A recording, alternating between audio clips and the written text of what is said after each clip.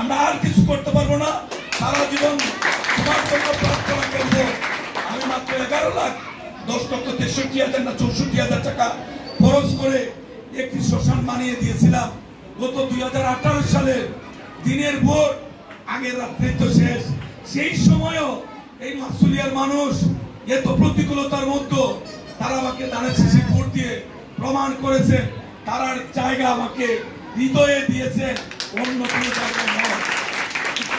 দুইটা মাত্র গাটলা, এই যে খোয়াই নদীর পাশে একটা গাটলা, মাসুলি একটা গাটলা, এটা আমাদের অধিকার ছিল।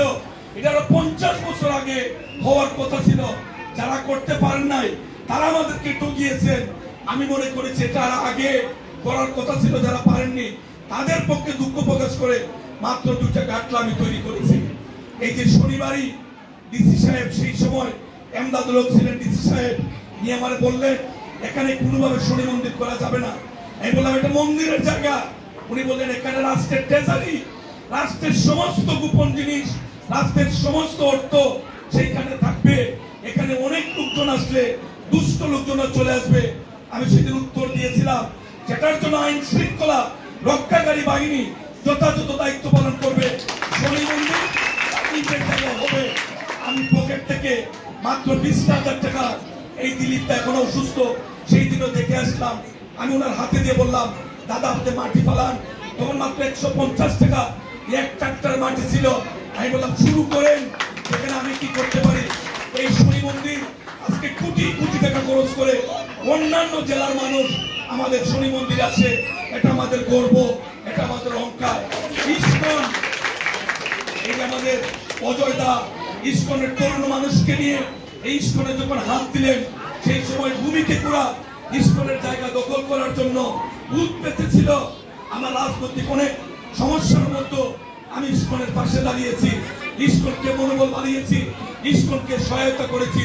সেই ইস্কন আমার চরম বিপদে এই তারা সাক্ষী, তার প্রার্থনায় প্রতিটা সাধু, প্রতিটা সন্ন্যাসী, গড বলেন, ভগবান বলেন, আল্লাহ বলেন, তারা প্রার্থনা করেছে আমি যেন কারাগারে না থাকি। আমি দেখেছি যে আমাদের ভৈরব একটি মন্দির আমাদের মধ্যে আছে, সেটা আমি গিয়ে দেখলাম যে ছেলে মাত্র 3 লক্ষ টাকার জন্য তারা মন্দিরটা করতে পারে না।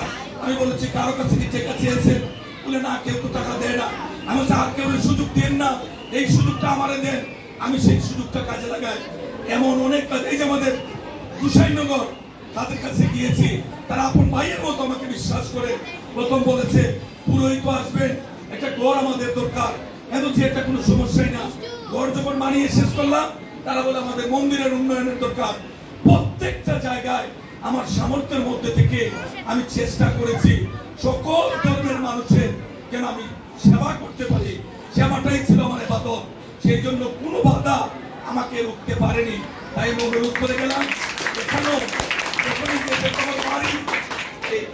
আমাদের বাড়ির মানুষ যখনই আমার কাছে গিয়েছে, রাস্তা বলেন, ঘাট বলেন, পরিবেশ বলেন, মন্দির বলেন, আমি মনে করেছি আমার থাকার প্রয়োজন। আমার সীমিত সামর্থ্য ছিল। আমি রাজনৈতিক মানে অনেক ঝামেলার মধ্যে ছিলাম। আপনারা জানেন বারবার আমাকে জেলে যেতে হয়েছে, মিথ্যা মামলায় কারাগারে থাকতে হয়েছে। আমার জীবন মরণ সমস্যা ছিল।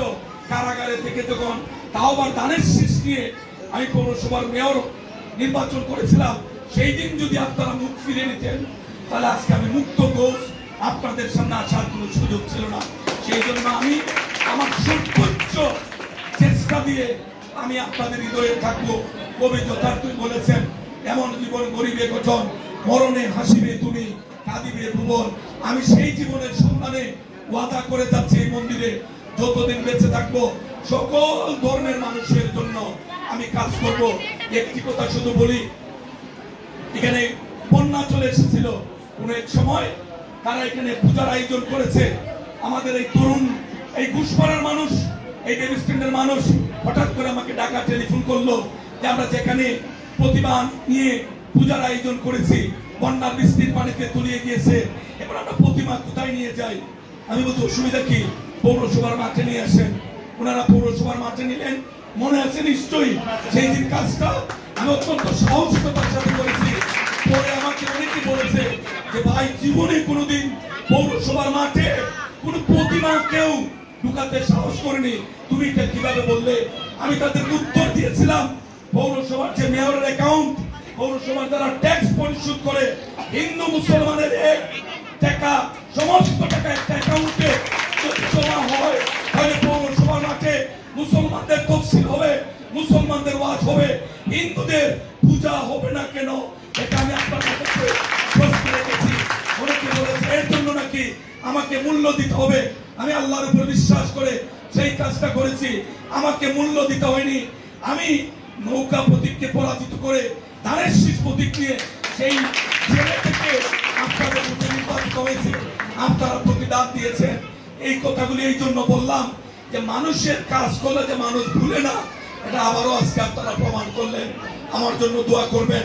আমার 58 বছর অতিক্রম করছি, হয়তো আর অল্প দিনে পরে 59 বছরে যদি বেঁচে থাকি পদার্পণ করব, জানি না আর কতদিন বাঁচবো। আমি চেষ্টা করবই আরো বেশি বেশি কাজ করে যেতে। আমি মারা গেলে পরেও যেন এই মন্দিরে আমাকে নিয়ে যেন আলোচনা হয়, প্রার্থনা হয়, এই কাজটা করে সবাইকে শারদীয় শুভেচ্ছা জানিয়ে অনুরোধ করব। দুষ্ট লোক সব জায়গায় আছে, মসজিদের যেমন জুতা চুরি হয়, মন্দির থেকে জুতা চুরি হয়। দুষ্ট লোক, দুষ্টামি তার পেশা, দুষ্টামি তার নেশা। আমরা যদি সবাই সতর্ক থাকি, কোন দুষ্ট লোক আমাদের শারদীয় দুর্গা পূজায় দুষ্টমি করার বিন্দু মাত্র সুযোগ পাবে না। আমরা আমাদের প্রিয় নেতা তারেক রহমানের নেতৃত্বে সারা বাংলাদেশে আমরা প্রতিটি মণ্ডপে আমরা আমাদের নিজস্ব ব্যবস্থায় আমরা আপনাদের সঙ্গে আছি। এই পূজাটি হবে উৎসব মুখর আনন্দ ঘন পরিবেশে।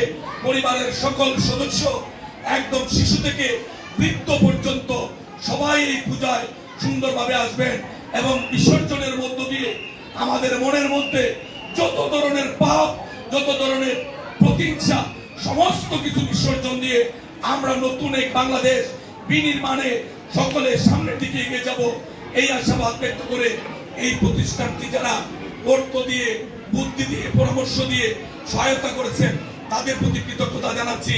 যারা ইতিমধ্যে পরলোক গমন করেছেন তাদের বিধি আত্মার শান্তি কামনা করছি এবং বিত্তশালী যারা বিভিন্ন জায়গায় আছেন অনুরোধ করবো, আমরা কেউই বেঁচে থাকবো না, ভালো কাজের অংশীদার হই। ভালো কাজে আমরা অর্থ দিয়ে, বুদ্ধি দিয়ে, পরামর্শ দিয়ে সহযোগিতা করে যাই পরকালের শান্তির আশায়। সেই আশাবাদ ব্যক্ত করে সকলকে শারদীয় শুভেচ্ছা জানিয়ে এই আবারও শ্রী শ্রী গোপীনাথ এই জিওর আক্রাম প্রতিটি সদস্য এবং নেতৃবৃন্দ যারা আছেন সকলের প্রতি কৃতজ্ঞতা জানিয়ে আমি আমার কথা শেষ করছি। সবাইকে অসংখ্য ধন্যবাদ, অসংখ্য ধন্যবাদ।